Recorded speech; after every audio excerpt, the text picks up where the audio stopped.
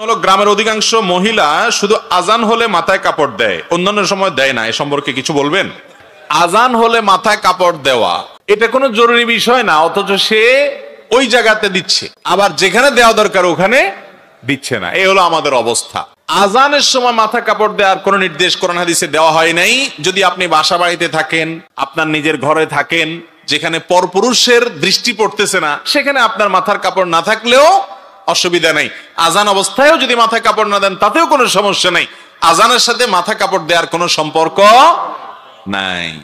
কিন্তু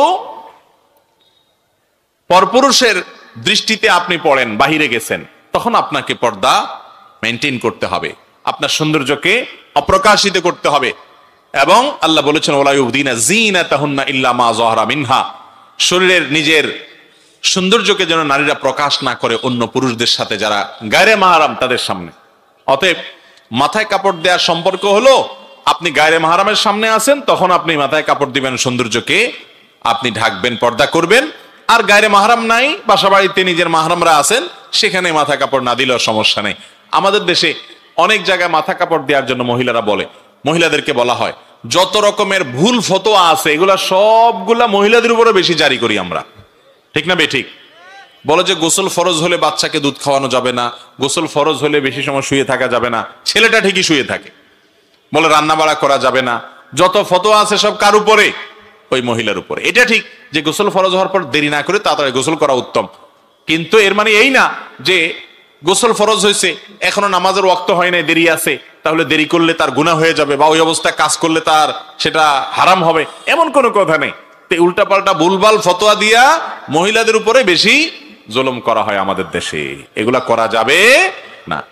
তাহলে মাথায় কাপড় দেওয়ার সাথে আজানের কোনো সম্পর্ক, এটার সাথে গায়রে মাহরামের সম্পর্ক কোথাকারটা কোথায় নিয়ে আমরা লাগাই। তবে এটা ঠিক যে আজানের সময় আল্লাহর নাম শুনে তখন শ্রদ্ধার কারণে অনেক মহিলা মাথায় কাপড় দেয়, তখন শ্রদ্ধার কারণে মাথায় কাপড় না, তখন মুখে আজানের জবাব দিতে হবে। তখন কি দিতে হবে? আজানের জবাব দিতে হবে। যেটা করা লাগবে ওইটার খবর না আরেকটা করতেছে। আল্লাহ আমাদের সবাইকে হেদায়েত দান করুন। মেয়েদের জন্য নূপুর পরা কি জায়েজ আছে? মেয়েরা পায়ে নূপুর পরতে পারে, শর্ত হলো সে নূপুরে কোনো প্রকার মিউজিক থাকতে পারবে না। যদি নূপুরে মিউজিক থাকে তাহলে সেক্ষেত্রে সেই নূপুর পরা জায়েজ নয়। আম্মা জান আয়েশা রাদিয়াল্লাহু তাআলা আনহার বাসায় এক ভদ্র মহিলা এসেছেন, তার পায়ে নূপুর পরা ছিল এবং সেখানে মিউজিক ছিল। তখন তিনি তাকে বললেন যে তুমি এটা খোলা ছাড়া আমার ঘরে প্রবেশ করবে না।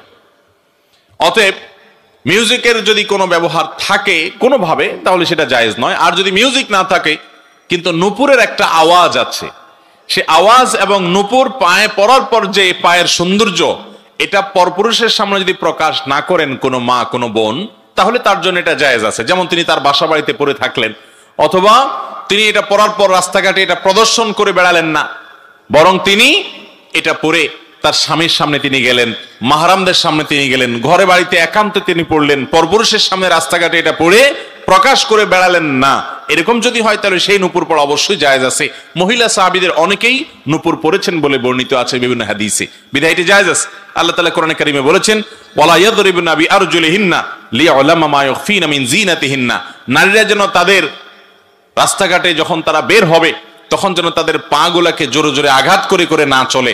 যদি এরকম করে এ উদ্দেশ্যে যে তার পায়ে যে নূপুর আছে অথবা যে সৌন্দর্য আছে এটা যেন প্রকাশিত হয়, এগুলা জাহির করার জন্য যেন সেরকম ভাবে সে না চলে।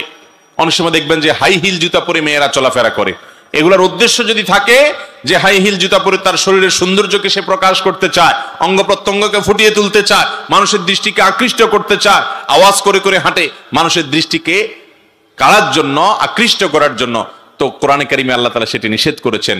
কারণ একজন নারী, মুসলমান নারী, তার ভিতরে আত্মসম্মান থাকবে, তার ভিতরে ব্যক্তিত্ব থাকবে, তার ভিতরে এই মানসিকতা থাকবে যে আমার সৌন্দর্য নিয়ে রাস্তায় যে কোনো মানুষ মনে মনে বাজে চিন্তা করবে, আমাকে নিয়ে বাজে কল্পনা করবে, জল্পনা করবে, মনে মনে জেনা করবে, এই সুযোগ আমি দিতে পারি না।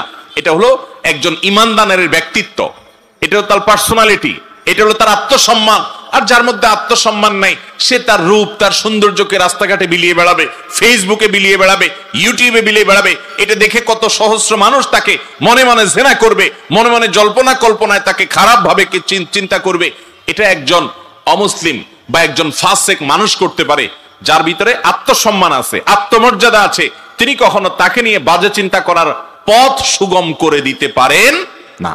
এজন্য একজন নারী সবসময় তার এই সৌন্দর্যকে পরপুরুষের সামনে, রাস্তাঘাটে মানুষের সামনে প্রকাশ করে বেড়াবেন না, কারণ এগুলো প্রকাশ হলে কি হবে সেটা আমাদের সবার কাছে জানা। যদি কেউ বলে না তার সৌন্দর্য সে প্রকাশ করবে, কারোর মনে খারাপ হলে তার দোষ, সে নিজের মন নিয়ন্ত্রণ করুক, তাহলে বলতে হবে যে আল্লাহ রাব্বুল আলামিন মানুষকে সৃষ্টি করেছেন যে পুরুষ নারীর প্রতি, নারী পুরুষের প্রতি একে অন্যের প্রতি আকৃষ্ট হয়। অতএব এখানে আকর্ষণের সমস্ত পথ খোলা রেখে যদি বলা হয় না তোমার মনটাকে সোজা করো, মনটাকে ভালো করো, এটা পৃথিবীর সবচাইতে অযৌক্তিক কাজগুলোর একটা। দুনিয়াতে কোনোদিন এটা সম্ভব হবে